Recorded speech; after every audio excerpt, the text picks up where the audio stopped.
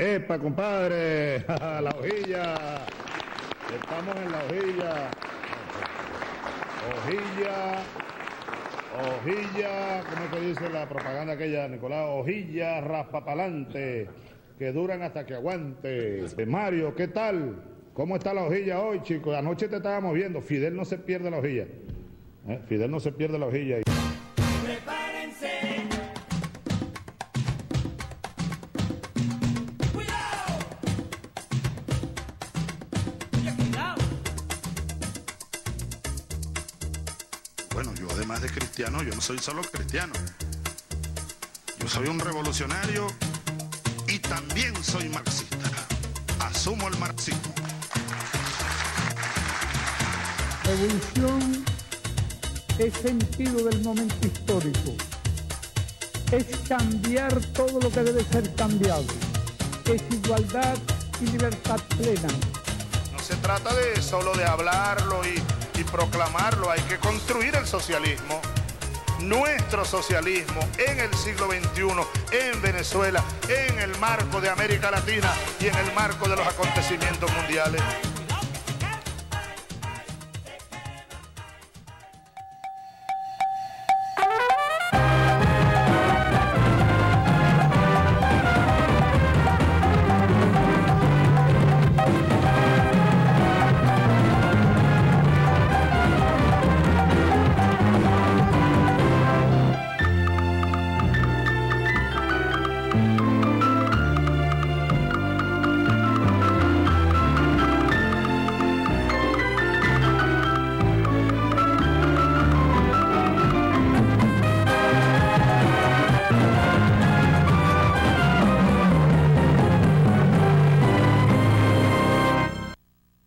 Saludamos al pueblo de Venezuela, al pueblo de Cuba y al pueblo de América Latina que nos va a acompañar a partir de este momento.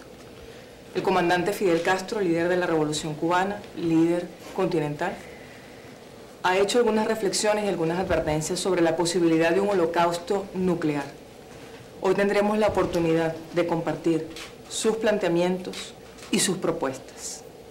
Esta va a ser una conversación a varias manos, porque también estarán presentes, estarán participando Andrés Izarra, presidente de Telesur, Walter Martínez, productor, moderador, conductor del programa Dossier, transmitido por Telesur y por Venezolana de Televisión, y Mario Silva, también productor, moderador, conductor del programa La Hojilla, transmitido por Venezolana de Televisión. Comandante, muchísimas gracias por la invitación y por esta oportunidad. Gracias.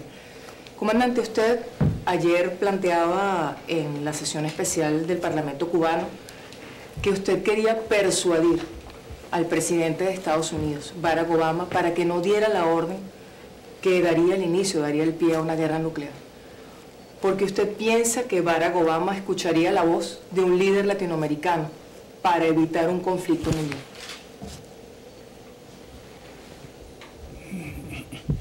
Yo no hablé como un líder latinoamericano. Yo hablé como un representante de nuestro país que ha estado insistiendo en ese problema. Y sobre todo, que ha estado meditando mucho sobre ese problema. Algo que quizás mi situación de persona que ha estado luchando por la salud ha tenido oportunidad de hacer. Que es muy difícil que alguien, un presidente en funciones, un líder de cualquier país en funciones, que debe atender tantas cosas, pueda dedicar el tiempo que yo he dedicado a pensar. Sobre todo en este problema, no en muchos problemas he pensado, desde luego, pero este es el problema que tiene la máxima prioridad. Como yo expliqué en el mensaje a la Asamblea, esto surgió hace un mes, un día o dos. La gran preocupación. Pero inicialmente era un poco más pesimista. A pesar de todo, pensaba que debía hacerse un esfuerzo para, si existía alguna posibilidad de supervivencia, y yo creía que la habría, especialmente en América Latina y el Caribe, que no amenazan a nadie, no poseen armas, ni se supone que estén ahí proyectiles apuntando hacia la URSS o hacia China. Tiene algunas bases, bueno, y está una base cerca de Venezuela, la de los holandeses, ¿no?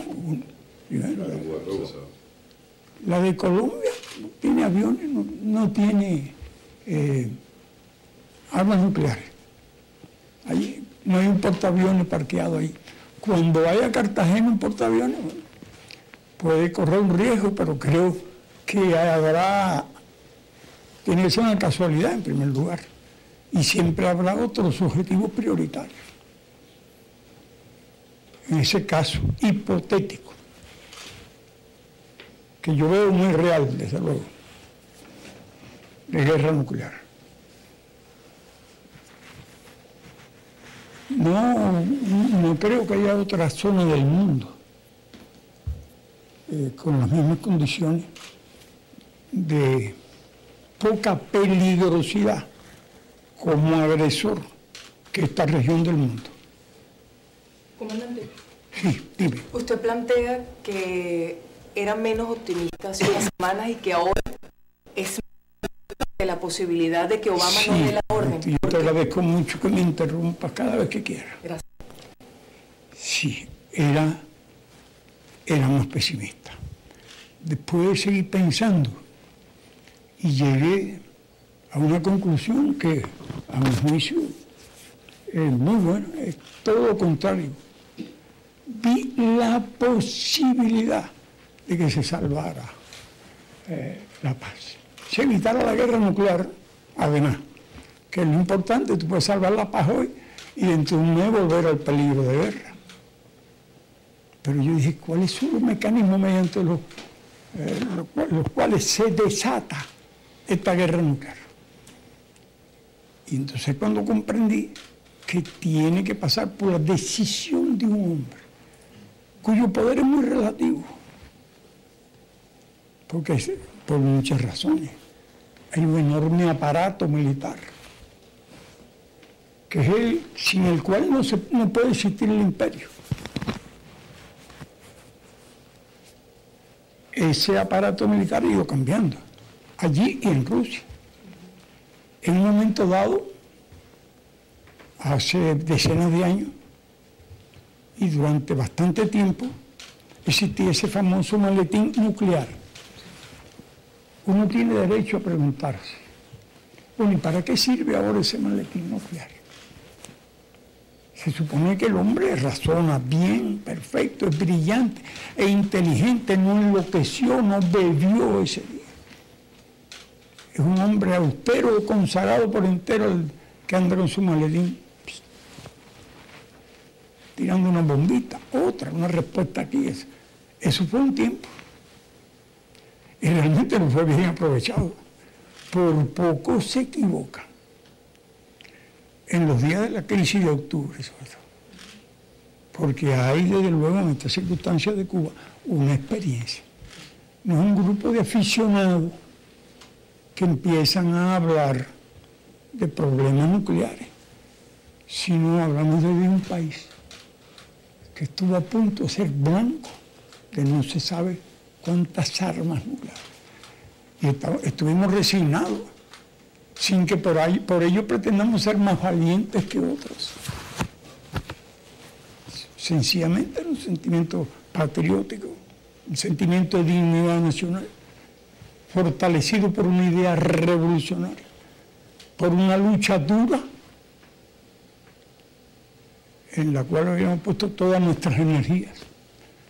En una situación que fue muy consciente, no queríamos tales proyectiles aquí, nunca lo habríamos deseado, porque preferíamos mantener nuestra imagen de país que no era base militar de nadie, y porque estimábamos que no hacía falta para que se nos ofreciera una garantía. Y suscribimos aquel acuerdo únicamente por espíritu internacionalista. No quisiera tener que repetir la historia de cómo se llegó a aquella situación. Pero por aquellos días, tampoco Israel era potencia nuclear. Eran potencias nucleares Gran Bretaña y Francia, aliadas de Estados Unidos. Y la URSS. Chile ni siquiera estaba reconocida en Naciones Unidas. Y entre aquellas potencias había una rivalidad muy grande, nacida de las dos bombas, que en días infautos, que se corresponden con la fecha muy reciente, el día 6, lanzaron la primera bomba nuclear sobre Hiroshima. Y había una terrible competencia aérea en primer lugar, tenían completa superioridad los Estados Unidos.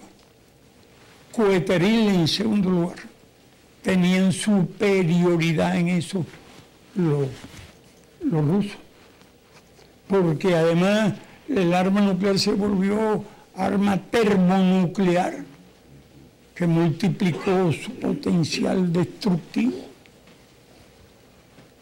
Y cuando ingleses y franceses, apoyando a Israel, atacaron a Egipto bajo la dirección de Nasser con 2 S,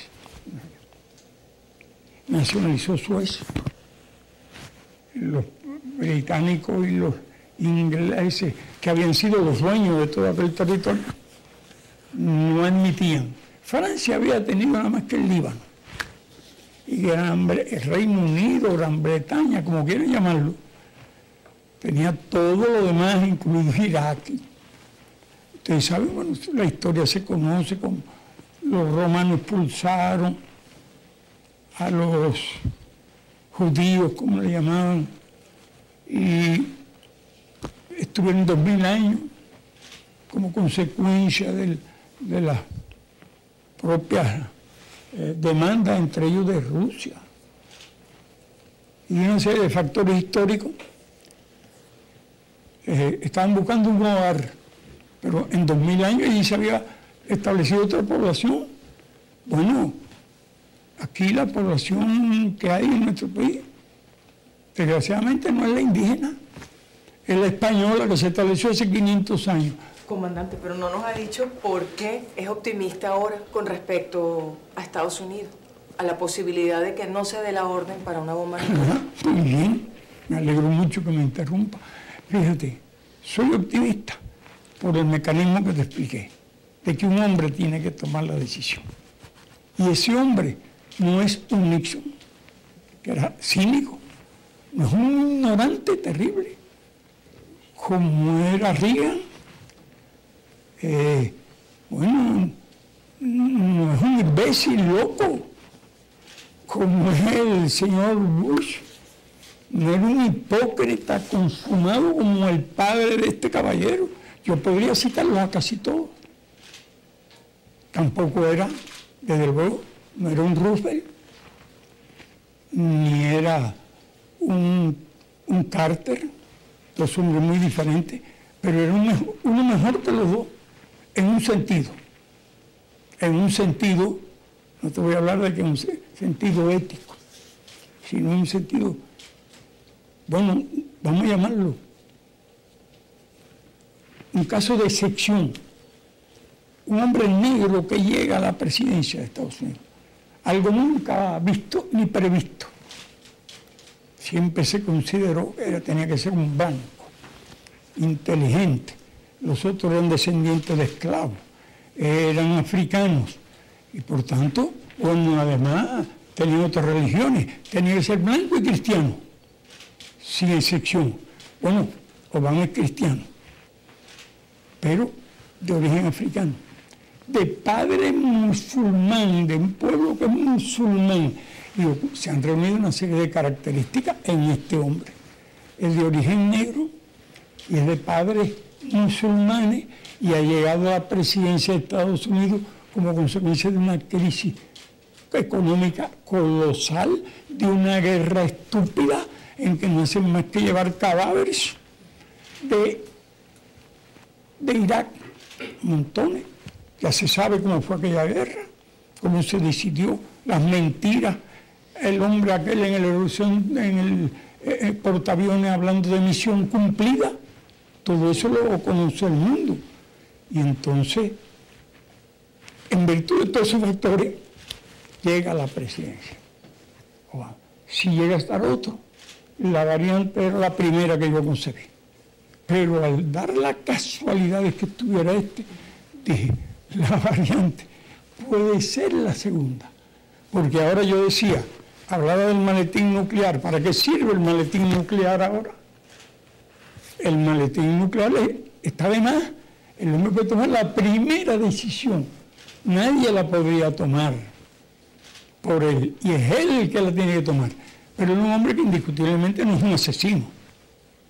No es un individuo que le esté deseando el mal a los demás. Es político, estudió, tiene una cultura, es un excelente orador, cuenta con mucha simpatía, lo está perdiendo ahora. Hoy ascendía a 44% el apoyo de la opinión pública y está ahí, y es el que tendría que decir, apretar el gatillo. ¿Puede ese hombre imponerse a los intereses del aparato industrial militar, comandante? No necesita. Que quieren que haya guerra. Ahora me adelanto yo, Alesa, no necesita imponerse. Que lo tiene en la mano. Y lo que él decida, nadie puede apretar el gatillo por su cuenta. Y él es el que tiene el dedo en el gatillo, por una vez. Entonces él tiene que pensar, porque no es un asesino, ni mucho menos. Y hay síntomas evidentes ya que empiezan a percibirse por parte de sus asesores. Él todavía no se ha dado cuenta de eso, pero uno lo conoce. Yo leí el libro Los sueños de mi padre, completico, lo subrayé, volví a verlo, porque quería saber cómo era ese hombre. No había ningún problema de esto, pero era un adversario. Y yo quería saber cómo era el adversario. Y lo estudié bien, hasta donde uno puede estudiar una persona. Y no tenía ninguna de esas características. Que lo hiciera un asesino, un tipo que experimentara placer, una especie de Nerón. Entonces las actuales circunstancias obligan a un hombre, ¿cómo van a convertirse en un Nerón? Que le prende fuego a Roma, pone a Roma a arder, y él tendría que poner el mundo a arder.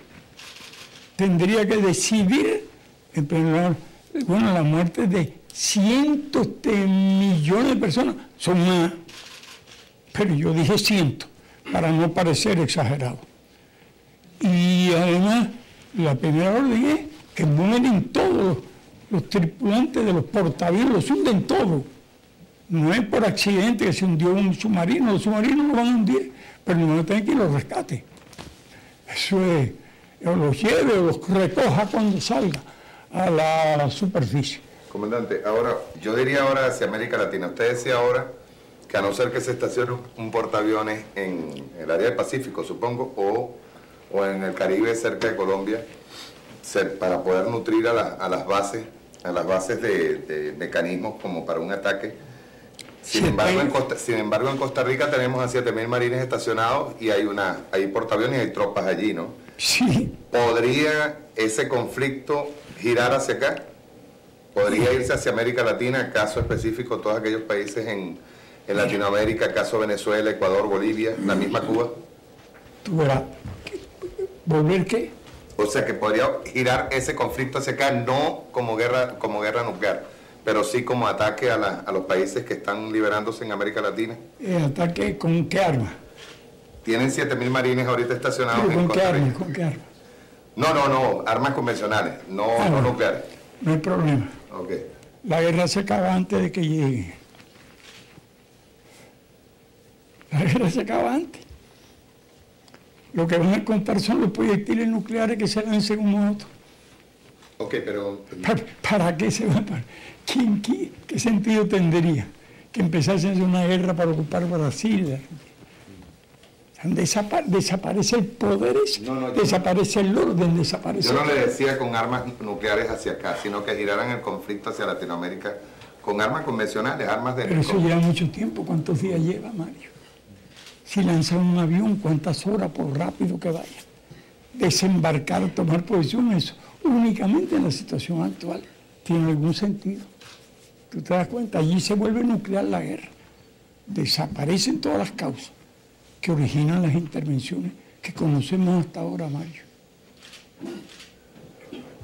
O sea, Irán cambiaría su actitud, es decir, Irán bajaría la cabeza para aceptar las sanciones. Todo el mundo sabe que no. Israel cambiaría de actitud, podría cambiar la actitud. Israel es el único que no trataría de persuadir a Obama que aguantar la guerra, porque es demasiado soberbio, muy prepotente. Y entonces no le va a decir una palabra, pero lo más probable es que haga, bueno, si tiene tiempo, no sabe lo que va a pasar ahí. Porque lo que hizo cuando Forsyth, cuando conjunto a los franceses y los ingleses atacaron a Nasser, que había nacionalizado el canal, entonces, a pesar de los soberbios que son, siempre lo fueron. Son temerarios, pudiera decir.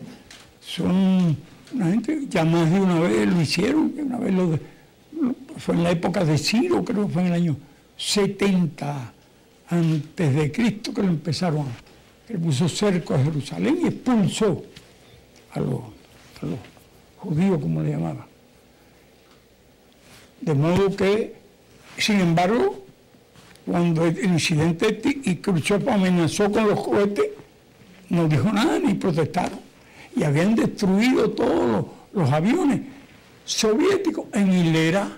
Nosotros nunca tuvimos los aviones en hilera porque aprendimos de todo eso. Y cuando nos atacaron en Girón, atacaron nuestras bases, quedaron, después que del ataque, los aviones estaban desperdigados. No era cuestión de tenerlo en una hilera y como un castillo, como una muralla de naipes, se destruyeron todos los aviones. Comandante, usted, para darle la palabra a nuestros compañeros Andrés Izarra y Walter Martínez, le quisiera preguntar algo más. Usted plantea que potencias como Rusia y como China están haciendo, lo dijo ayer, están haciendo lo imposible para evitar la guerra nuclear. Y usted dijo que sabía que estaban haciendo gestiones concretas. Quisiéramos que nos cuente qué gestiones, qué se está haciendo desde Rusia y desde China para evitar el conflicto nuclear. Yo si supiera mucho, no tendría derecho a decirlo. Sé lo que pienso y sé por síntomas concretos qué les preocupa, qué piensan.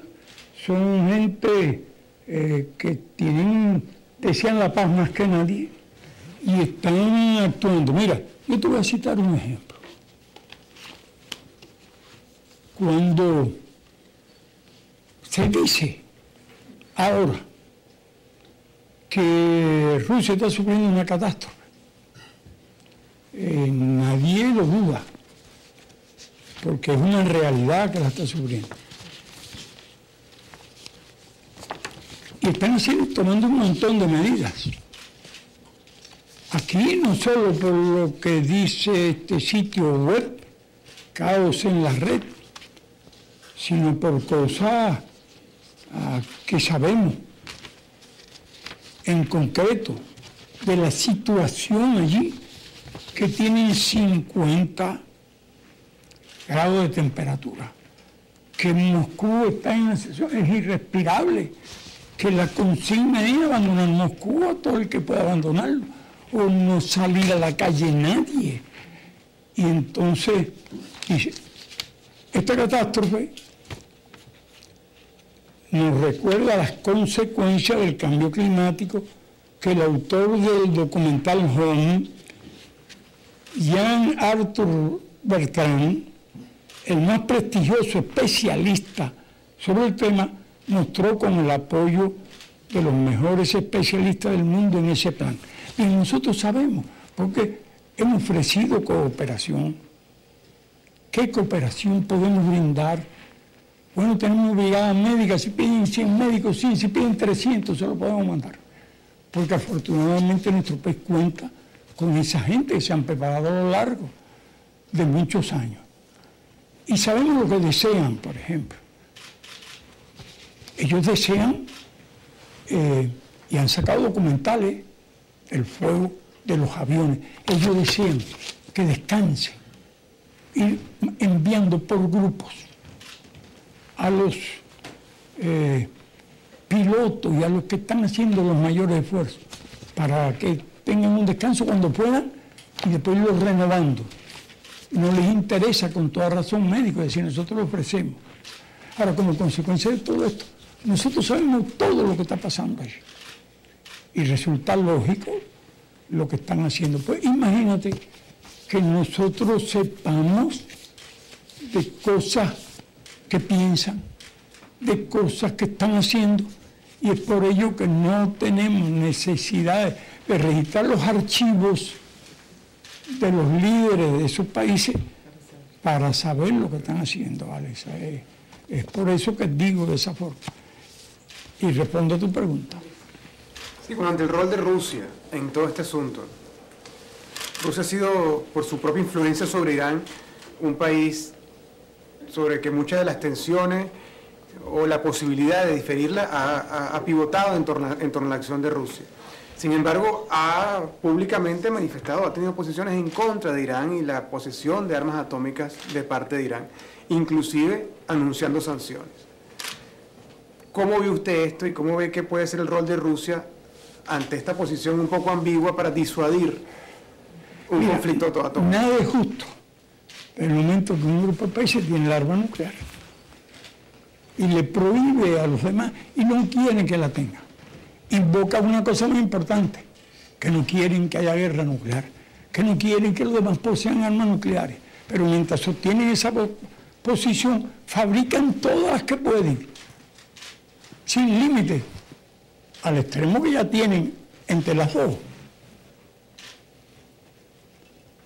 Más de 18.000 armas nucleares, entre las dos, solo en Estados Unidos, porque estoy dejando un margen para China, para Francia, para Gran Bretaña, para Pakistán y para la India, asignándole, como se conoce muy bien, y lo saben aquellos que en Noruega se dedican a esos temas, las armas nucleares que tiene Israel, que la desarrollaron, Estados Unidos contento, aplaudiendo y suministrándole los aviones más modernos que existen, apoyándolo diplomáticamente, abasteciéndolo con miles de millones de dólares en armas, porque es el mercado que endulza la vida, hace felices al complejo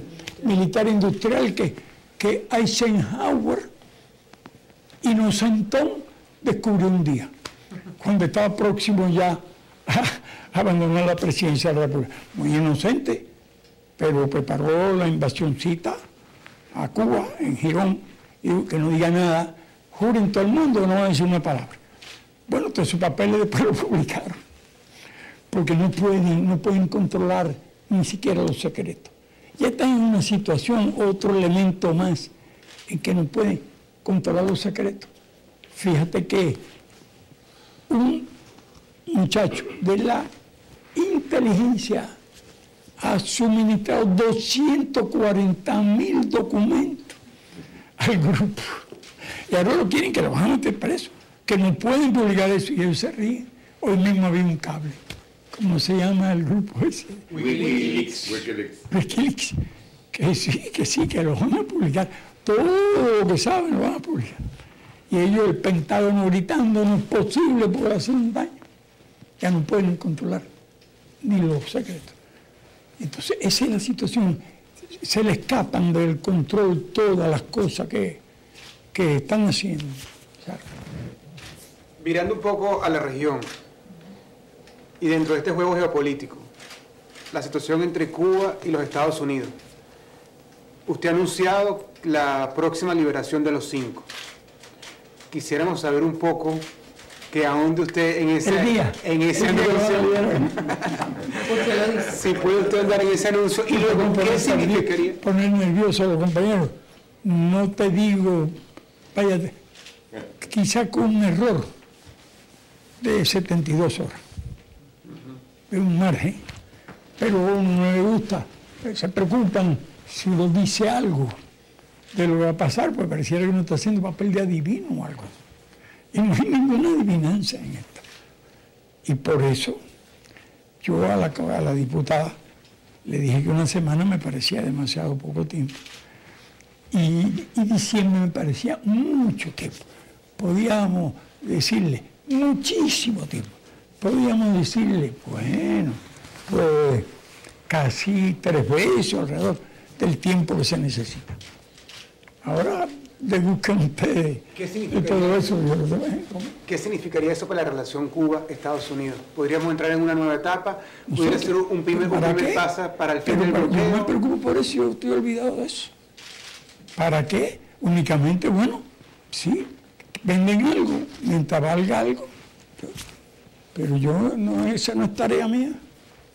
Yo lo mío es decir las cosas y los acontecimientos para que cada cual decida. Tú debes comprender que los compañeros no son gente que tú lo vas a llevar del dedo, de la mano, hacer las cosas y lo que yo quiero es que piensen. Y creo que estamos avanzando muchísimo en eso. Pero no solo que piensen los compañeros nuestros, los de ustedes también. Es muy bueno que los de ustedes piensen, no solo los compañeros, sino que todos los que se reúnen allí piensen. Los que forman parte del ALBA, del Mercosur y todo, que piensen, no le pido no critico a nadie, ni siquiera al nuevo presidente de Colombia que tiene el mando ahora. Ayer escuché su discurso muy así, devotamente, cada palabra que pronunció, más o menos 1 hora y 10 minutos, hasta la última palabrita. Ya, cada hijo, la señora, yo estaba contento viendo lo feliz que estaba la señora. Diciendo que, bueno, ahora pareciera que empieza la historia. Pero bueno, digo yo, lo escuché todo. Y lo escucho a todos. Una última pregunta, comandante, antes de pasarle la palabra a Walter. Ya que usted menciona el tema de Colombia y un poco atando lo que dice Mario. Sin llegar a los puntos de ebullición de 2 zonas geopolíticas que usted ha hecho referencia, el asunto de las Coreas y el asunto del Medio Oriente. Recientemente en Sudamérica hemos tenido unos niveles de tensión importantes y se ha destacado en varias oportunidades el rol de Colombia como el Israel de América. Esas tensiones que se vivieron y que de alguna forma siguen, porque las relaciones entre Colombia y Venezuela siguen rotas, ¿qué opinión le merece a usted esta situación?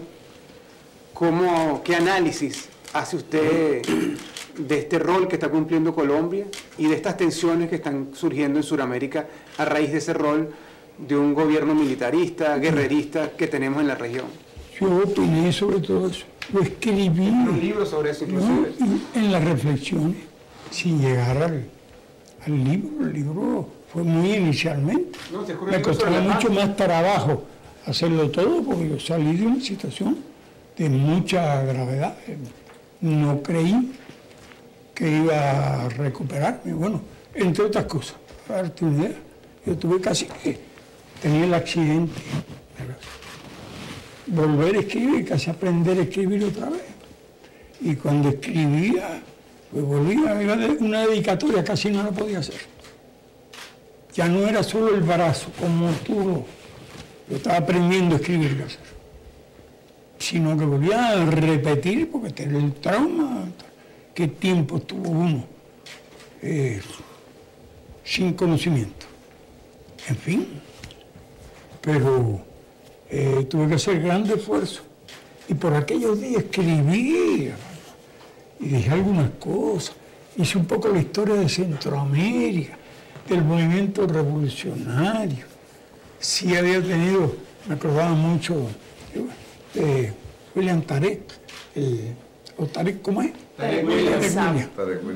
Allá en Suate, Sí, gobernador de que venía, que estuvo en Pakistán, que visitó nuestra brigada y había leído con indignación cómo se quejaba de que los yanquis le habían enviado a Villalobos, que estudió en la universidad de allá de Oxford, nada menos. Era el revolucionario. Todo eso se asocia con la muerte de un poeta, un gran poeta allá, que cuando lo acusaban a él, a uno le parecía calumnias, que mentira de las tantas que dice. Y bueno, cuántas horas dediqué yo a ese problema de Salvador y a la lucha en Salvador, y a cada uno de los combates aquellos, y en las transferencias de tecnología de Vietnam, como ellos entrenaban a la gente, que penetraba un grupito de hombres, cómo es que un puñado de combatientes liquidaron una brigada completa de Valparaíso, una brigada completa, y a la hora en que lo hicieron todo eso. Es decir, estaba familiarizado y no era poco mi asombro cuando vi que le estaban enviando a Venezuela, a la revolución venezolana, a un gobernador de una de las provincias más ricas, estado más rico de Venezuela. Le estaban enviando un asesor para que le dijera cómo había que gobernar. Y lo decía. Entonces, en esos días yo estaba recuperando. Hice un esfuerzo. Nunca estuve de acuerdo con los prisioneros, con que se tuvieran aquellos hombres cautivos. Estaba de acuerdo totalmente con las aspiraciones de Marulanda, que era un revolucionario, realmente, un hombre que quería cambiar la situación aquella. Es una historia que se conoce muy bien. Está el historiador Alape, un magnífico historiador. Yo lo conocía muy bien, sabía de eso, de todo, en fin, todos los personajes de aquella época. Yo los conocía y conocía sus políticas. Además, eran partidarios de la paz y de la unidad, pero le mataron mucha gente. Ellos eran del Partido Comunista, se separaron. Y se separaron porque defendiendo la paz el Partido Comunista los llevó a compromisos que no pudieron cumplir. Le mataron miles de cuadros. Entonces, Marulanda reacciona de que más nunca quiere ir a discutir con esa oligarquía que era tiempo perdido. Y yo lo defendí, pero nunca, no podía estar de acuerdo con los prisioneros aquellos que lo tuvieran. Y estuvieran pidiendo rescate por ellos, porque en el libro de la victoria estratégica, hoy, eso salió publicado hace unos días, se puede demostrar cuál fue nuestra política de guerra. Y nosotros ganamos la guerra por nuestra política, no por nuestra fuerza. Nuestras fuerzas eran insignificantes, pero no se sabe lo que puede una fuerza insignificante apoyada en la moral y en la razón. ¿Cuántas armas tenía Batista? Tenía 100.000. ¿Cuántos hombres? 100.000 hombres. Entre policías, soldados, marineros, todo. Quien la suministraba a Estados Unidos. Armas modernas que teníamos nosotros, unos pocos fusiles que fuimos recogiendo. Y lo demás se lo íbamos quitando al enemigo. Y al final, en menos de 2 años, ¿qué menos de 2 años? 7, 8 meses. Derrotamos el régimen y nos apoderamos de las 100.000 armas. Totalmente las 100.000 armas. Incluido no solo por nuestra fuerza, sino por nuestra moral. Entonces no podíamos estar de acuerdo, no se gana jamás la guerra si los prisioneros, ¿quién va a querer caer prisionero? Cuando tú matas a los prisioneros, lo que ocurre es que te cuesta mucho más un hombre con un fusil ametrallador atrincherado detrás de la rueda trasera de un camión. No sé a cuánta gente puede matar, y lo hace aún sabiendo que si cae prisionero no lo matan. Imagínate que esté convencido de que lo matan. ¿Qué soldado quiere caer prisionero? Eso lo critiqué siempre. Era partidario de la paz en Colombia, pero se llama así el libro. La paz en Colombia, pero toda la verdad en torno a eso. Y está plasmado el pensamiento con relación a Colombia y el porqué de nuestras posiciones, que son inexpugnables, porque son justas, porque son limpias. Teníamos razón en desear la justicia y teníamos razón en promover que hubiera la paz en ese país. Y éramos partidarios de la lucha, porque si tú no la puedes obtener por otras vías, entonces tienes que obtenerla por la vía de las armas, como se han hecho todas las revoluciones. Hasta que llegó un momento en que ni los imperios ni los revolucionarios pueden alcanzar sus objetivos por la vía de las armas. Mira la conclusión. Ni el imperio ni los revolucionarios. Que alguien dice, no, ahora voy a buscar un fusil. ¿Qué más va a buscar un fusil? ¿Un fusil?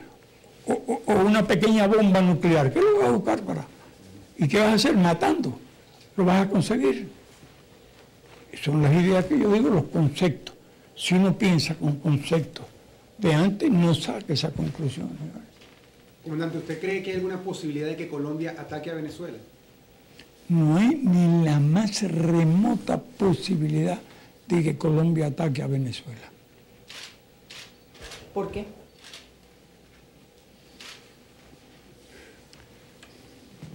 Primero, porque no le interesa. Segundo, porque no puede.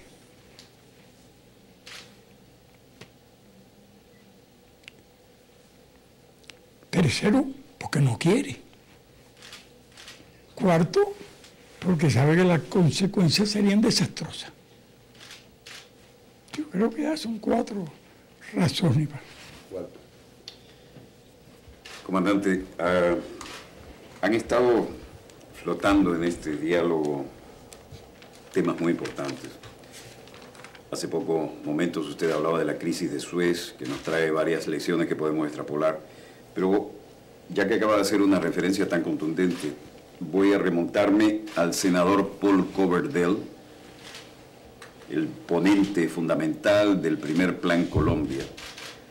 Paul Coverdell murió el 18 de julio del 2000, senador de la derecha estadounidense, y cuando convenció al Congreso para que diera los fondos para el primer Plan Colombia, hizo una síntesis truculenta, pero que vale todavía. Habida cuenta de la importancia geopolítica y económica, estratégica y el poderío desde el punto de vista energético que representa Venezuela, Paul Coverdell hizo una síntesis ante el Congreso de Estados Unidos y dijo: para controlar a Venezuela necesitamos ocupar militarmente a Colombia. El Congreso le dio los fondos para el primer Plan Colombia, pero a condición de que hubiera en el terreno jueces militares que pudieran in situ juzgar de inmediato cualquier militar colombiano que estuviera en contubernio con los paramilitares, los que violaron los derechos humanos, los que llevaran por delante las reglas éticas de la confrontación. Pero el eje era, para controlar a Venezuela necesitamos ocupar militarmente a Colombia. Ha evolucionado el tiempo y las circunstancias. Colombia ahora tiene 7 y más bases militares estadounidenses. Ya nadie duda de que la mayor riqueza energética está en Venezuela, ahora ya a escala planetaria. Después que logramos controlar, sacar a las transnacionales, aparecieron las verdaderas riquezas y lo que no tenían ocultos. ¿Cómo juega esta frase y esta realidad habida cuenta de la presencia con inmunidad de las tropas estadounidenses y las israelíes en territorio colombiano? Sí, ¿y qué más? ¿Qué hace falta para poder llevar a cabo el plan Coverdell. Sí, yo no voy a tratar de aprender el nombre. No, pero es que además Coverdell era el vocero de una política. No importa Coverdell que ya murió, la política sigue en pleno desarrollo. Y ya por fin han logrado tener las bases. Ya tienen a Colombia todas las bases que quieran. ¿Y qué más necesita? En principio, voluntad política. No, vamos a suponer que tienen la voluntad de atacarla. Tiempo. Es una de las cosas que necesitan. La maniobra es espacio y tiempo. El espacio lo tienen. Tiempo, pero no lo van a tener. No van a tener tiempo de hacer eso. Nada. Ni un 5% del tiempo que necesitan para llevarlo a cabo. Aparte de que ellos aspiran antes, digamos una cosa, que la revolución bolivariana fracasa, que es uno de los objetivos que ellos buscan.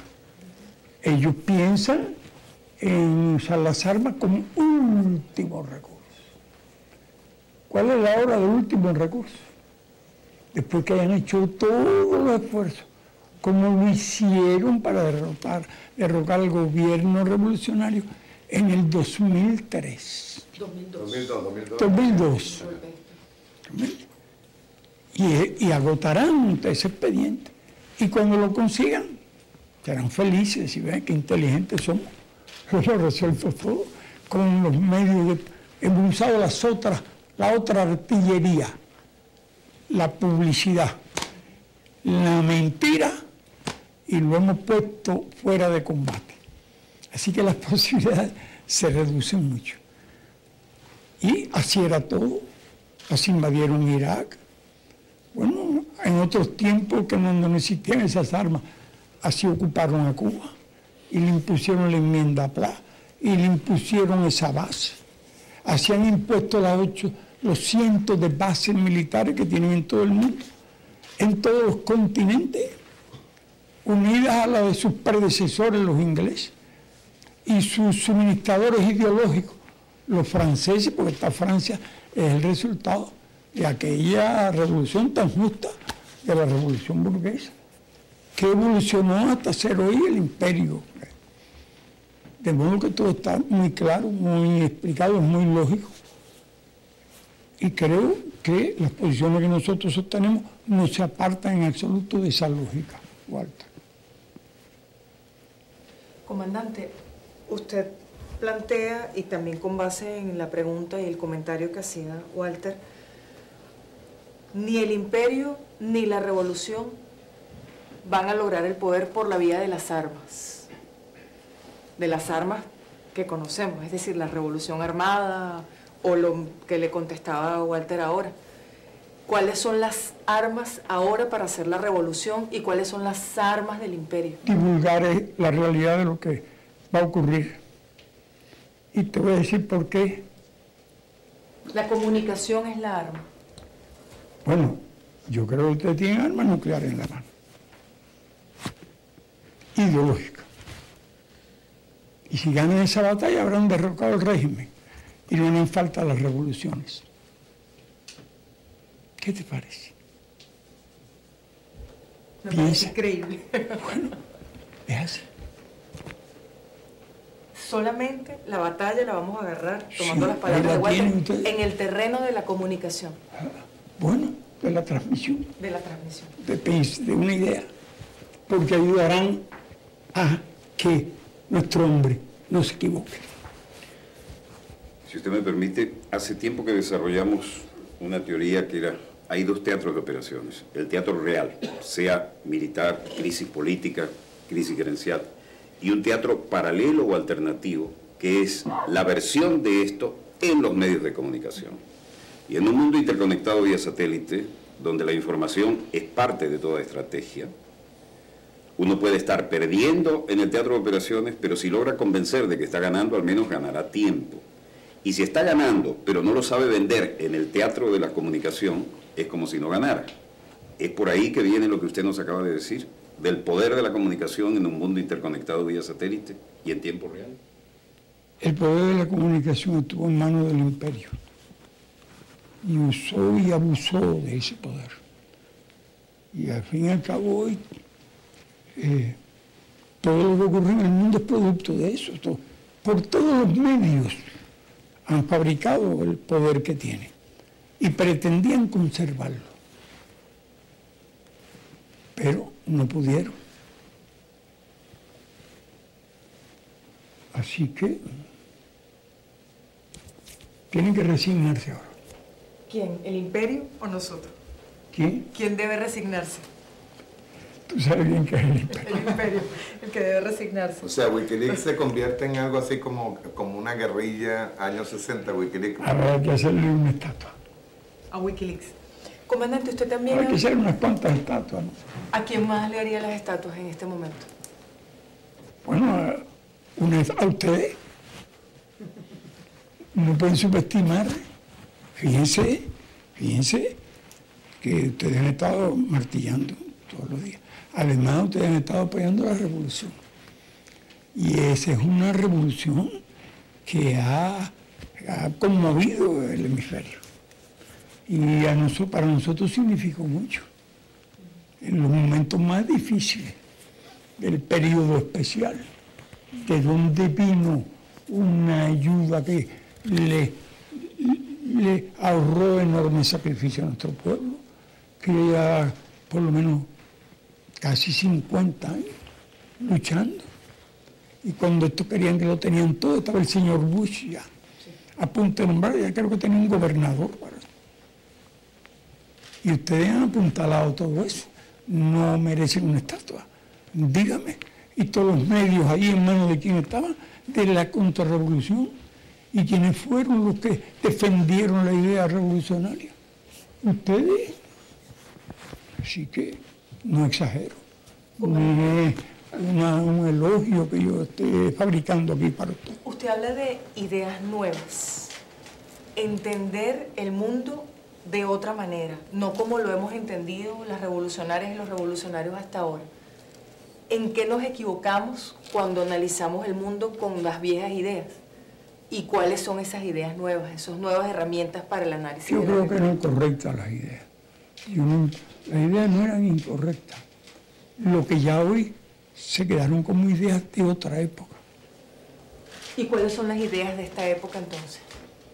Bueno, la primera es evitar la guerra y las demás están por elaborar. Pero sí, las demás, ¿cómo va a ser la sociedad? Yo le planteé, bueno, cómo se van a administrar los bienes y servicios, cómo se va a hacer, cómo se van a desarrollar las energías renovables, si pueden quedar ciclones.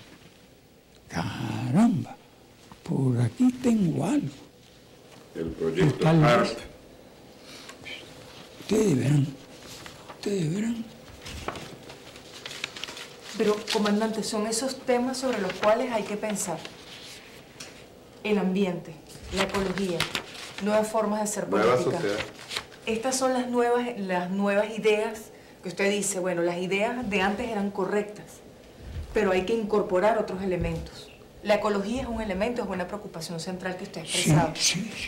Las formas de relación económica, por ejemplo, ¿cómo se las replantearía al plantearse? No puede ser capitalista, porque no vamos a reconstruir otra vez lo mismo y ahora, Y es que no se con puede. todo el conocimiento que se dispone. Yo digo, no podemos reconstruir lo mismo. Yo no podría decirte cómo van a hacer. Entre todos tenemos que hacerlo, pero es una humanidad que sabe leer y escribir y que tiene no se sabe cuántos científicos. Que no se destruya todo eso si logramos que eso se preserve. Es de esperar que logremos que se use, que las inteligencias trabajen. Si han trabajado para provocar la autodestrucción, la desgracia, la infelicidad, yo aquí mismo escribí en el documental 50 años después de Hiroshima, se ven los cadáveres calcinados y casi transparentes de los niños que perecieron en los vientres de las madres son imágenes horribles. ¿Vamos a reproducir eso? Es imposible que la inteligencia del hombre se dedique a eso. No puede. No puede, sencillamente. Ya el capitalismo no es viable. Simple y llanamente. O sea, ni siquiera como arma Pertenece a la prehistoria. Exacto. Ahí es donde viene que resulta que Marx tenía toda la razón. Pero el socialismo pertenece a la prehistoria también, como ¿Quién? dicen sus adversarios. El socialismo pertenece a la prehistoria No. también. Lo único que es socialismo es una pregunta que tenemos que hacer. ¿Qué es el socialismo para usted ahora? Siglo Para XXI. mí, el comunismo, el que el propio Marx definió como comunista, como el comunismo. Cada cual según sus posibilidades, cada cual según sus necesidades. Claro que estarán por definir cuáles son las necesidades. No es la de un avión y un barco para andar por el mundo pescando y gastando todo el combustible. Eso es de los hombres inteligentes. ¿Te imaginas? De los hombres y las mujeres inteligentes. Vamos a recordar aquello que dice Chávez, sin cambiar el idioma. Porque yo trato de ahorrar palabras. Si en cada una de las cosas tengo que decir lo científico y la científica, el otro y el otro, se me enreda más de lo que ya es de por sí enredado el modo de explicar las cosas. Comandante, yo quisiera virar un poco la atención sobre Venezuela. Sí, Venezuela va de nuevo a un proceso electoral ahora en septiembre, sí, tal vez. que lo hemos calificado como un proceso de En un periodo de tránsito, sí. mucha importancia.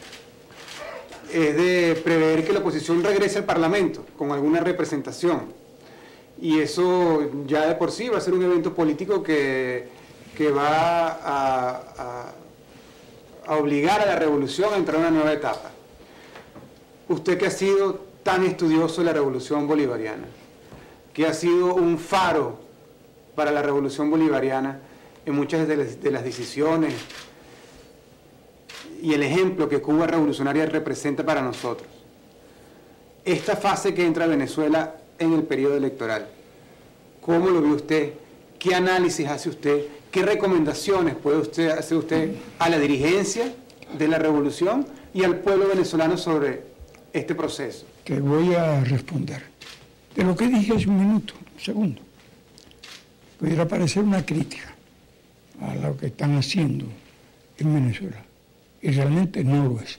Yo creo que lo que están haciendo es absolutamente correcto. De la campaña, las verdades, la explicación que da Chávez de lo que es el socialismo y lo que ha significado para millones de personas en todos los sentidos. Es lo que deben hacer, porque ustedes ¿qué van a hacer ahora? Es lo que tienen que hacer y seguirlo haciendo hasta el final. Bien, si ocurren cosas mejores, no hay que ponerse triste por eso. A mí me hizo gracia porque como estábamos hablando de fechas y de cosas, yo dije, va y coincide con las elecciones, es el 23. El 26. 26, va 3 días más. Sí, está lo que, según cálculos míos, en un periodo de tránsito. Si viene algo mejor, espero que ustedes se sientan sumamente felices de que ha ocurrido algo mejor. ¿Algo mejor como qué, comandante? A lo mejor que no haya ya ni siquiera imperialismo. Fíjate, es duro, pero bueno, ¿qué vamos a hacer? Comandante, pero es muy pronto. Bueno, me mandan a mí para un manicomio, ¿sabes?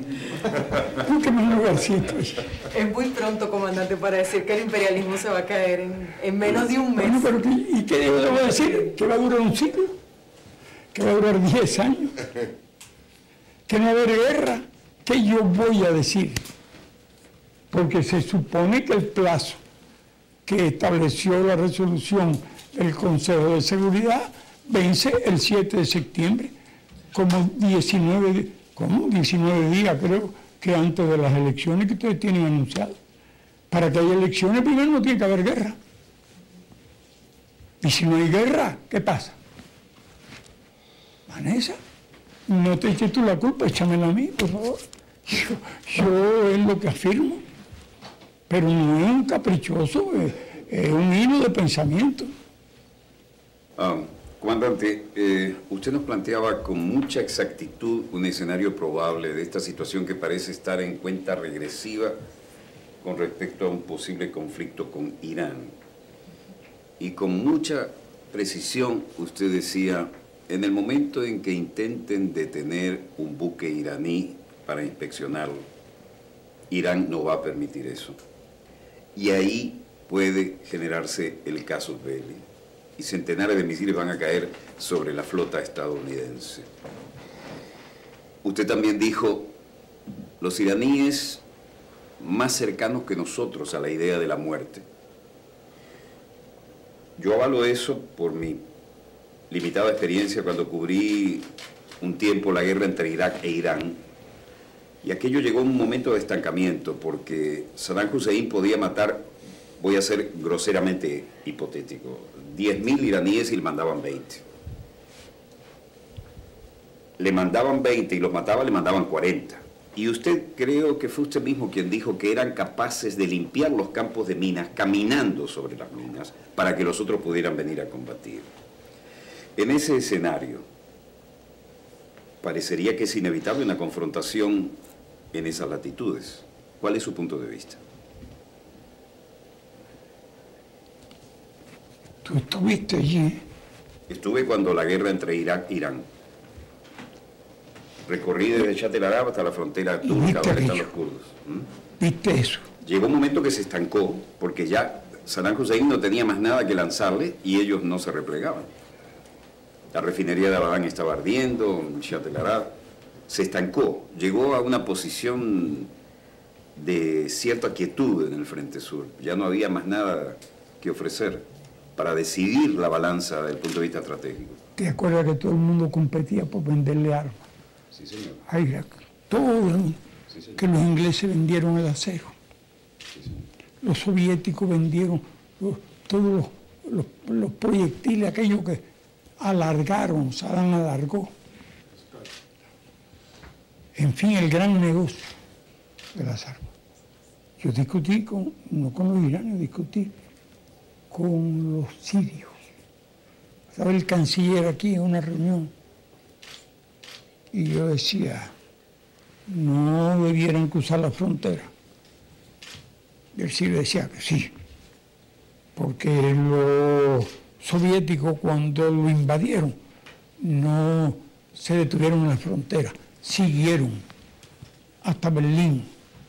Le digo, yo no estoy discutiendo problemas legales, no estoy discutiendo problemas morales, estoy discutiendo problemas políticos. Digo, por mí, le digo, ¿y por qué no llegan hasta el Cairo de una vez? ¿Por qué no llegan hasta el Cairo?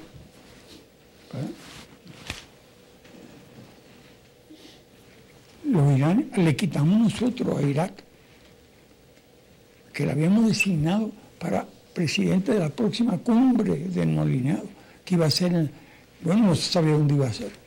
Le escribimos, no pudo hacerse la reunión formal, escribí una carta a cada uno de los miembros del movimiento. Yo sé que designáramos la India, que respondieran. Nos respondieron que estaban de acuerdo. Se acuerda que el próximo país de reunión de no alineados será en la India. Así que la quitamos y él era muy amigo nuestro, porque cuando no estaba en guerra con nadie, estaba empleando bien los recursos. Ya desde antes de ser presidente nosotros atendíamos, le prestamos servicios importantes y eran muy amigos de nuestro país, que siempre estuvo en una situación apretada, Cuba. Y entonces pues, tuvimos que hacer aquello. Y entraron, llegaron a la ciudad aquella. Y allí los iranios se toparon, que estaban los nidos estaban cercados allí los iraquíes, y allí estaban los soviéticos de asesores. Y eso sí que sabían cómo se demolía una defensa, porque a cada nido de metralladora daban un cañonazo. le destruyeron todos los nidos de ametralladora a los iranios y tuvieron que retirarse de la ciudad aquella. Se retiraron. ¿Y por qué? Porque yo le dije al canciller, mire, no convierte una guerra de agresión en una guerra patriótica por parte de los iraquíes. Le digo, ese es el cálculo político que hago, no cometan ese error. No hicieron caso, se metieron, no llegaron ni al Cairo, no llegaron a ninguna parte, no pudieron tomar ni la ciudad. Y en definitiva tuvieron que retirarse. Y tú eres testigo de todo eso. Y Ahmadinejad era el jefe de los guardianes en la región noroccidental. El jefe total era Khamenei, Khomeini, el jefe, que le escribió una carta a Gorbachov. Y Gorbachov mandó copia de la carta que le mandó Khomeini. ¿Qué decía? Bueno, la carta le decía, argumentaba, le hacía una crítica fuerte. Y Gorbachov casi, bueno, pues entonces manda la carta. Y como se reía, como, bueno, mire, qué falta de realismo escribiendo esta carta.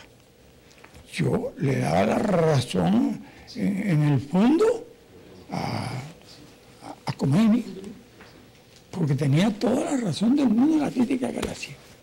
Fue por aquellos días, que voy a recordar algo más, Walter, por aquellos días, Nikita me escribe, Gorbachov me escribe, manteníamos relaciones, él hizo una visita aquí, yo fui duro, sin ofenderlo, pero, y decía Nikita, decía no, Gorbachov, él decía, en una de las cartas que lo había visitado Felipe González. Bueno, me pintaba Felipe como el non plus ultra de los socialistas. Yo lo siento mucho, yo no pienso así. Y decía, viene a asesorarnos sobre lo que debemos hacer. ¿Quién decía eso? Gorbachov. ¿De Felipe González? Sí. Me vamos a mandar para asesorarnos lo que debemos hacer. Sí, por un lado me mandaba a decir aquello. Y, ¿quieres decir una cosa? Tú me preguntas, ¿cómo era Gorbachov? Y yo te digo que Gorbachov yo lo conocí cuando era como un látigo, haciendo crítica de la dirección del partido, sobre crítica muy fuerte, y decía que defendía todo lo contrario. Era opuesto a los ingresos no provenientes del trabajo. Decía, no estoy de acuerdo con los ingresos no provenientes del trabajo. Y entonces sabía que el alcohol ocasionaba un gran daño y prohibió el azúcar que nosotros le suministramos. Ya no alcanzaba, porque los rusos son expertos en manejar los alambiques y te convierten el azúcar en un buen vodka. Y entonces él decía, bueno, puso caro el vodka, puso barato los juguetes, hizo una serie de medidas de esas que tú no puedes menos que estar de acuerdo con ella. Pero asómbrate, Yeltsin era el secretario del partido de Moscú, y Yeltsin era casi un modelo para nosotros, porque era un crítico feroz de todos los errores que se cometían allí en la URSS, con las cosas que hacían, entonces, haciendo crítica, era formidable, tenía un prestigio, aquí lo leía todo el mundo, publicábamos las cosas. Y entonces, creo que hace un viaje a Nicaragua, que tenía proyectado, conversa con nosotros. Cuando yo iba a Moscú me ponía precisamente a Gorbachov. No, al otro. A Yeltsin me lo ponía. Me enseñaba a toda la ciudad, decía, mira, yo le decía a Yeltsin, mira qué cosa. Estas ciudades que han convertido en una ciudad bella, para llevar un lugar por allá del antiguo Moscú, pero todo eso ha desaparecido ya. No hay nada aquí. Y le decía, bueno, entonces Yeltsin me decía a mí, yo creo que es mejor poner gratis los metros, el metro y los ómnibus. Digo, Yeltsin, no haga eso.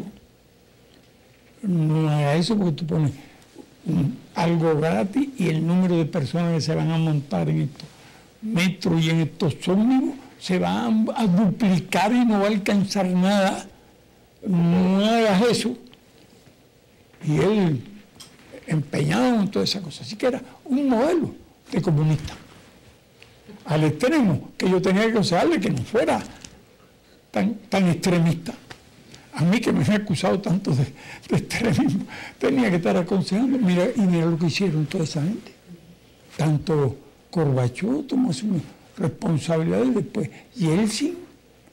Eso es. Hemos vivido toda esa historia. Permítame ser perseverante, comandante. ¿Sí? ¿Usted sigue pensando que el casus belli se va a dar cuando la flota intente parar algún mercante o algún buque iraní para ser inspeccionado? Sí. Y esa fecha no pueden dilatarla. No pueden dilatarla porque ya virar la espalda bien retirada. Es un punto que llega, o que se cumple o me voy.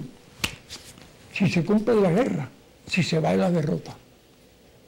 Estamos muy cerca de esa circunstancia. Sí, pero no lo sería ni la guerra ni la derrota si está consciente de la decisión que va a tomar. Lo que se va a provocar. Eso es, ese es el kit de lo que estoy planteando. Pero le correspondería a la ONU dar marcha atrás, en su opinión. La ONU no cuenta nada. El Consejo de Seguridad. Desaparecerá la ONU también. El Consejo de Seguridad de una guerra nuclear. Nada de eso existirá.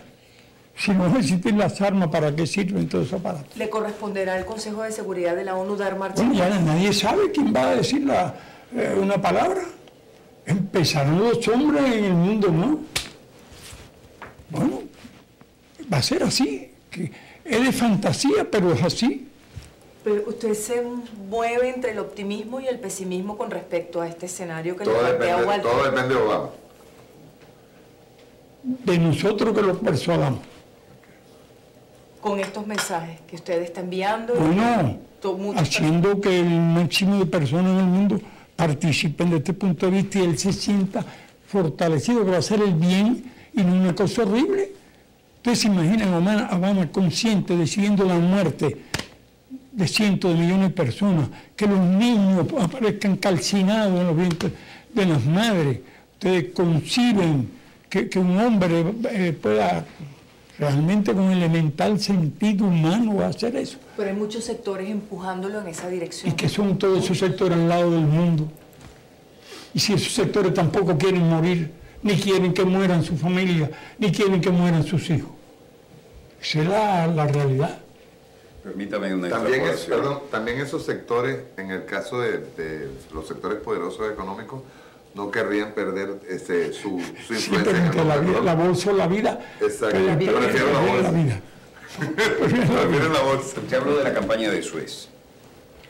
Y ahí fue una patota entre británicos, franceses e Israel. Y Nasser incluso le hundió los barcos sabiendo que era la yugular del comercio internacional y trancó el canal de Suez. Pero hubo, creo que era una Eisenhower que estaba en la Casa Blanca, le digo, se retiran de ahí, paren esa aventura o les pongo el ejército estadounidense. Tenía pantalones y tenía donde mando, venía de ser el ganador de la Segunda Guerra en el teatro europeo. Sí, sí. Pero ahora no tenemos un personaje así en la Casa Blanca. Ahora Israel hace lo que le da la gana, el lobby israelí maneja la política. Sí, Sharon, a quien también dijo, no se preocupen si hacemos cosas que les parece que nos van a tener consecuencias. La política exterior de Estados Unidos la hacemos nosotros y ellos lo saben. Ante ese desparpajo, ¿qué queda pensar con un Obama en la Casa Blanca? Bueno, todo eso que tú dices, es verdad que los israelitas hacen lo que les da la gana. Bien. Y además tienen el armamento nuclear facilitado por los Estados Unidos, entre otros. Sí, lo tienen, pero están esperando que sea Estados Unidos el que dé la orden. Ellos creen que lo tienen conseguido, pero lo tienen persuadido. Ellos han hecho todos sus acuerdos con Arabia Saudita, con el Emirato Árabe, a qué hora van a volar, cómo van a volar, no le van a tirar nada. El puente aéreo sobre... No, lo tienen todos los aviones van a ser oleadas de aviones que se le han dado los yanquis, pero están esperando que sean los yanquis. Y que saben los yanquis que no pueden decir que no, porque ellos dicen que no, como si. Ahora están esperando que alguien apriete el gatillo y ese es Obama. ¿Y qué pasa si Obama no aprieta el gatillo? Bueno, sí, y si no lo aprieta, tú puedes decir, pues lo aprietan ellos, pero si Obama no aprieta el gatillo porque hay una opinión mundial y todas las potencias exigiendo que no haya guerra, es cuando entonces estos señores israelitas no se atreverán a disparar un cohete por su cuenta. Ahí entra la palabra clave que usted utilizó ante la Asamblea Extraordinaria, es decir, tenemos que disuadirlo. Persuadir. Persuadirlo. Sí, persuadirlo. ¿Usted cree que en esta carrera en cuenta regresiva podremos, a través del poder de los medios, llegar a crear una ola de opinión que lo persuada? Sí, bueno, pregúntale a Izarra, que por él Está muy ocupado estudiando. que todo lo que estamos hablando aquí lo están transmitiendo por Telesur, y entonces, bueno, pregúntale, que él dice que está recibiendo muchos saludos y muchos mensajes, él debe saberlo. Pregúntale al que está al lado tuyo. Una pequeña acotación histórica. Ustedes no tenían la exclusiva en la época caliente, porque durante la Cuarta República, un personaje de la entonces todavía Unión Soviética dijo: quiero decirles que Venezuela ya no está entre los blancos de nuestro potencial nuclear. ¿Cómo? ¿Y estábamos como blancos? Sí, porque ustedes eran los suministradores estratégicos y seguros de Estados Unidos. Y si íbamos a la guerra contra Estados Unidos, también le tocaba su bombita atómica a Venezuela para que no pudieran usar esa fuente de recursos. Bueno, tienen tanta que pueden repartirla. Yo no sabía ese detalle, pero tiene lógica. Se filtró en la Cuarta República, lo dijeron con cierta suspiro de alivio algún político de la Cuarta ¿Cuándo República. lo dijeron? No sé exactamente quién y cuándo, pero fue en la Cuarta República, en una visita de alto nivel. Estábamos como En la blancos Cuarta selectivos. República, ya. Sí, antes de la Cuarta- Revolución. Antes de la Revolución Bolivariana. Aquella era la Cuarta República. Sí. Estamos en la quinta. Estamos en la quinta. Estamos en la quinta. Y no en la francesa. Comandante, estamos llegando al final de la conversación. Nos quedaría una pregunta para cada uno. Yo voy a consumir la mía con la siguiente interrogante. A la luz de la experiencia de Cuba en la Guerra Fría de la Revolución Cubana, ¿qué piensa, qué lecciones sacó Cuba y qué piensa que debemos sacar los latinoamericanos y las latinoamericanas ahora de esas lecciones de Cuba durante la Guerra Fría?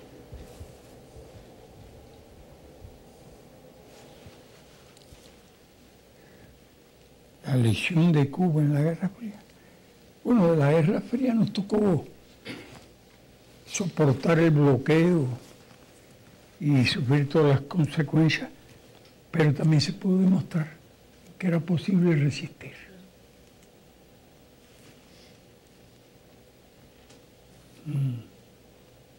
Esa es una lección. Y los latinoamericanos deben pensar igual, que hay un potencial enorme en las masas, Que sí que es podemos posible alcanzar la justicia, la liberación real, verdadera. Eso es lo que pienso que puede derivarse de aquella experiencia que vivimos. Muchas gracias, comandante. Y en Venezuela, si es que llegamos al 26, ¿cómo la ves? Yo veo muy bien todo. Y no se olviden de una cosa, que lo que más necesita el hombre para vivir, entre otras cosas, son los alimentos. Y que este es el área del mundo que más alimentos produce.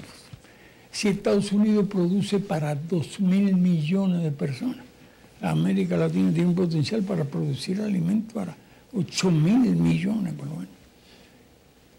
Aunque desde luego el futuro de la humanidad estará más controlado por el propio hombre, porque la población se puede regular.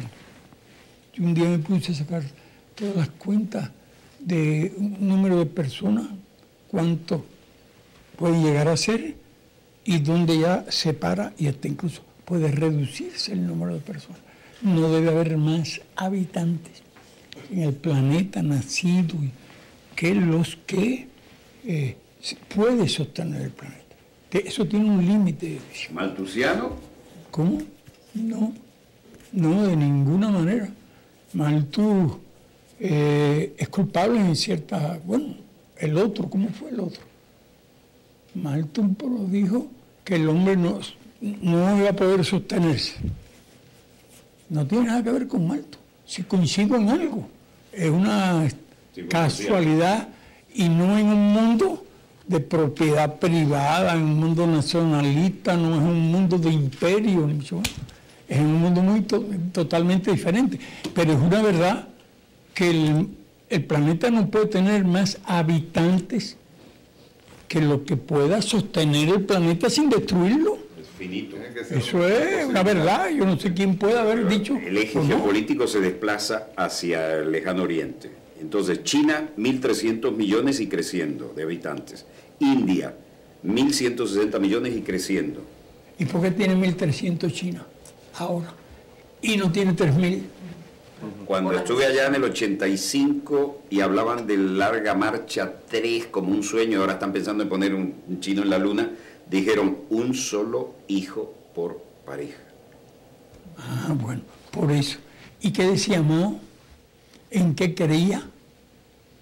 Que en la época nuclear la posibilidad de supervivencia estaba en relación con el número de habitantes del país.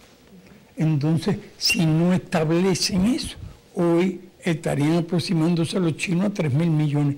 ¿Cómo alimentarían a esa gente? Imposible. Comandante, pero usted Y decía... sin embargo, Mao fue el factor fundamental que hizo posible la revolución en China, que ha llegado a los niveles que tiene hoy. Pero de usted hacía la productividad. reflexión de los alimentos con relación a Venezuela. A Venezuela. ¿Por qué América Latina es el gran reservorio. Bueno, también sobre Venezuela.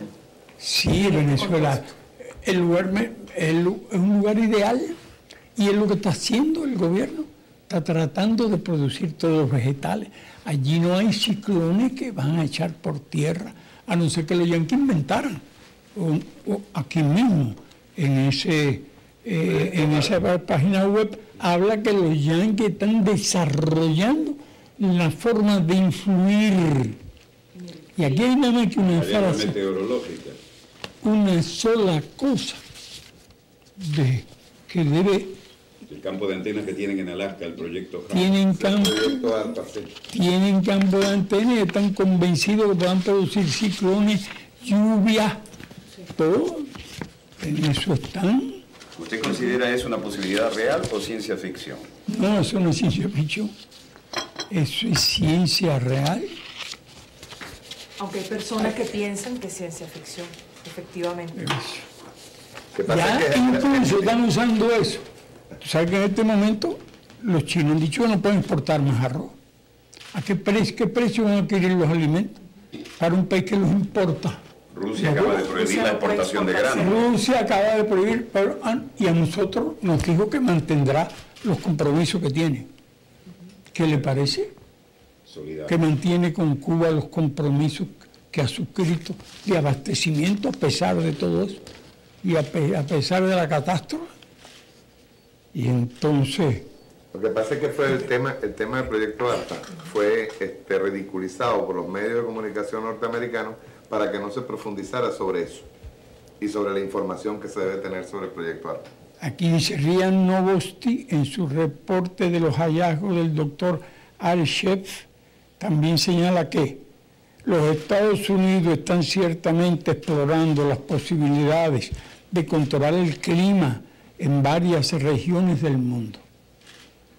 La correspondiente tecnología está siendo desarrollada en el marco del programa de investigación de aurora activa de alta frecuencia HARP, teniendo como objetivo el construir un potencial para lanzar sequías, O inundación. huracanes, inundaciones y terremotos.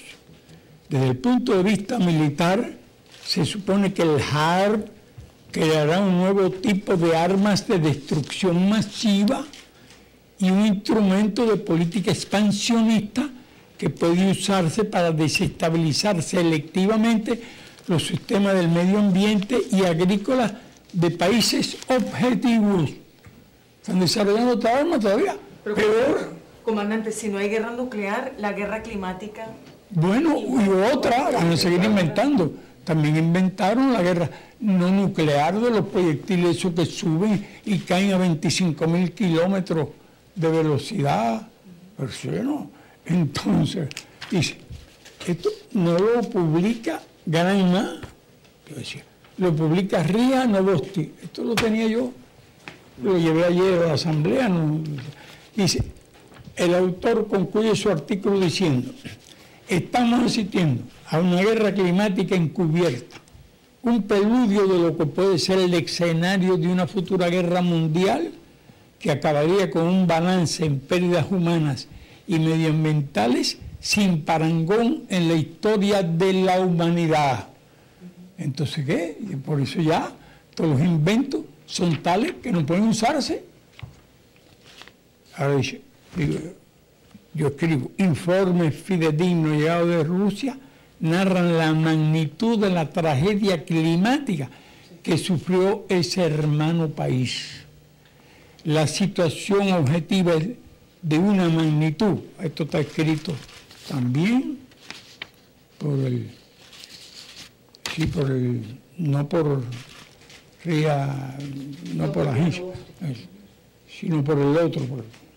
Dice, la situación objetiva es de una magnitud sin precedentes, derivada de incendios naturales forestales y de turbas vegetales, elevadas temperaturas en torno a 39 grados, que ha puesto en alarma y febril actividad a todo el gobierno ruso todos estos días, para tratar de que los incendios no destruyan ningún objetivo energético ruso, entre ellos algunos movidos por energía nuclear.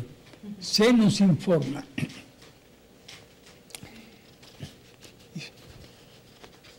Y entonces, ¿qué dice? Esta catástrofe, entonces lo añadí yo, nos muestra las consecuencias del cambio climático que el autor del documental Home, Jean Arthur Bertrand, el más prestigioso especialista sobre el tema, nos mostró con el apoyo de los mejores especialistas del mundo en ese film. Si no se evita la guerra nuclear, tampoco se podrían evitar otras iguales o peores. He pensado también que si el hombre puede crear catástrofes, puede promover igualmente energías renovables a partir de fuentes diversas, entre ellas algunas tan importantes como el agua y el viento. La eólica parece la alternativa. Bueno, entonces no hay que usar ni la nuclear. Comandante, hemos abusado de su tiempo, le damos la oportunidad a Andrés Izarra para que finalice. Bueno, tenemos que Tenemos una guerra de Si suelta el Twitter. Tengo aquí varias preguntas que llegan por el Twitter, comandante, que en honor a la gente que ha estado siguiendo la entrevista y enviando sus mensajes, voy a solamente poner dos, para no abusar de su tiempo. La primera pregunta la hace Marillán 10. Ella pregunta que si no teme usted que los halcones de Washington puedan atentar contra Obama, como en el pasado lo hicieron contra Kennedy. Sí. ¿Cómo ve la cosa interna de los Estados Por Unidos? supuesto que el hecho de que no lo hayan asesinado es casi cosa de azar. Porque ellos se lo hicieron. Mira, ¿te recuerdan el atentado a Reagan? Le hicieron una pistolita y le clavaron una bala en el pulmón. Y Obama tiene un vicepresidente que cada vez levanta más el perfil. Y entra en el perfil WASP. Todo eso entra en las normas. O sea, ¿podrían y en los asesinar a hábitos. Obama, comandante? ¿Podrían asesinar a Obama?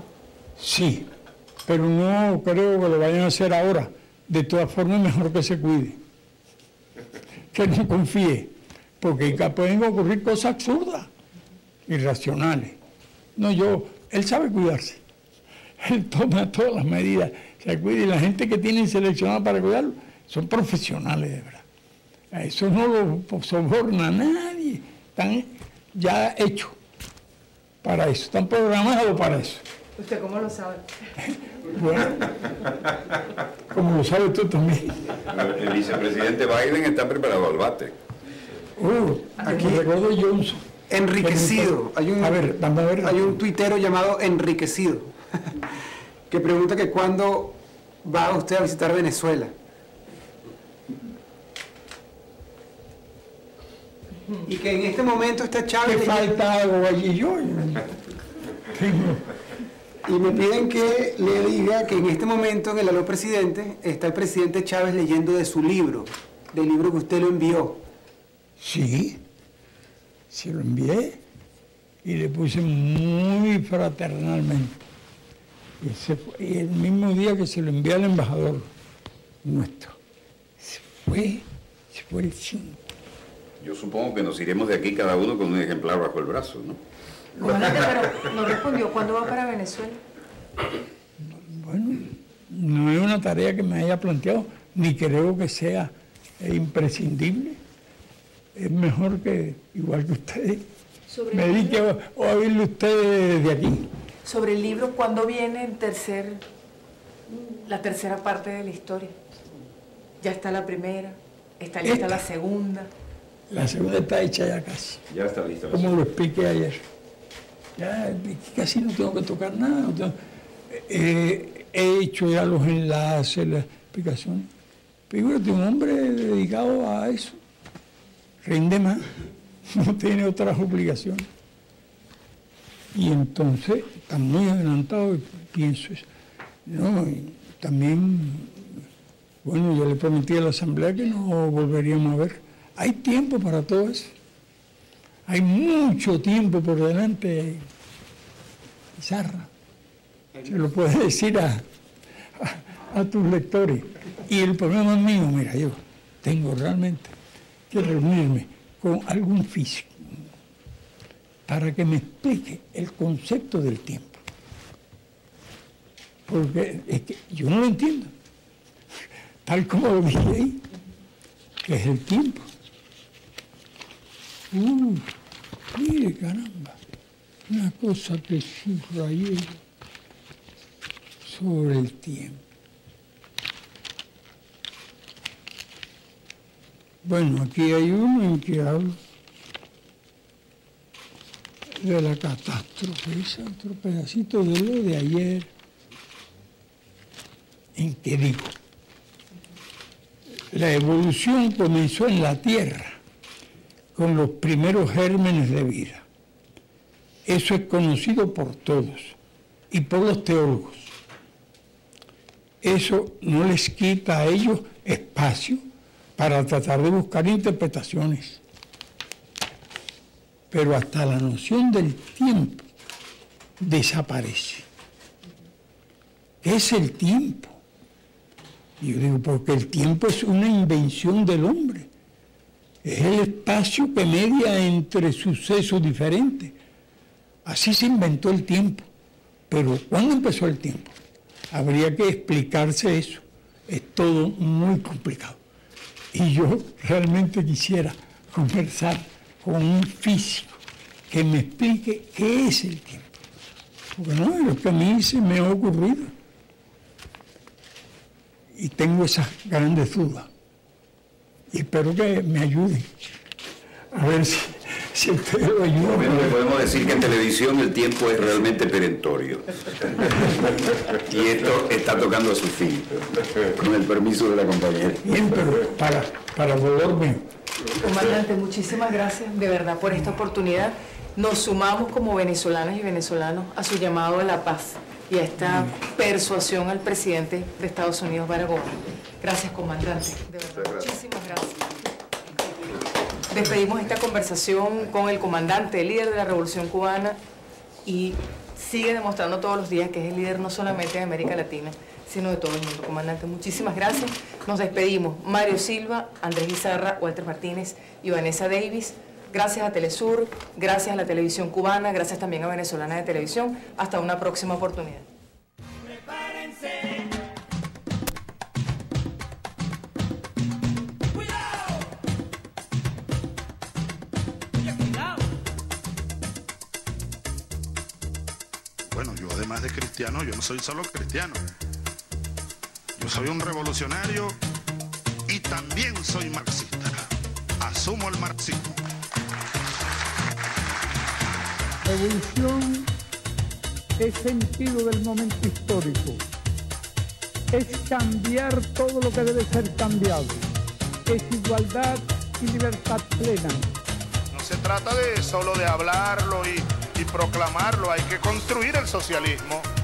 Nuestro socialismo en el siglo XXI, en Venezuela, en el marco de América Latina y en el marco de los acontecimientos mundiales.